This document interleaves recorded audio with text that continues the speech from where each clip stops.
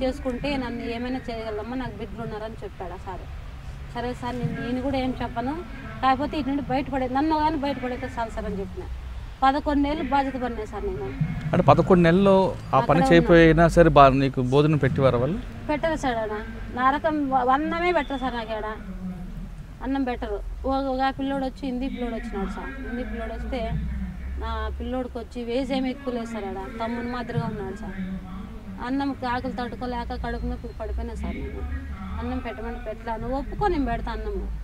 నువ్వు ఒప్పుకో దానికి, నేను అన్నం కాదు కదా నీకేమి ఇష్టమైతే చేసి పెడతా అంటాను సార్. ఆయన నువ్వు చచ్చిపోవడం అన్నం తిని ఆ బాధలు పడేదానికంటే చచ్చిపోయేది మేలు కదా సార్ అని నేను చచ్చిపోయేది బెటర్లే అనుకుని ఆశిడ్చి పెట్టేసిన సార్. నేను ఈ పుష్ప అమ్మాయి ఏం చేసినారు, అన్నం ఆకులు తట్టుకోలేదు సార్. అన్నం ఆకులు తట్టుకోలేక అమ్మాయి లొంగింది సార్. లొంగింది. అమ్మాయికి చాలా హింస పడతారు. నాకు ఎట్లుంటుంది సార్ మనిషికి? చూడు ఎవరు లేకనే కదా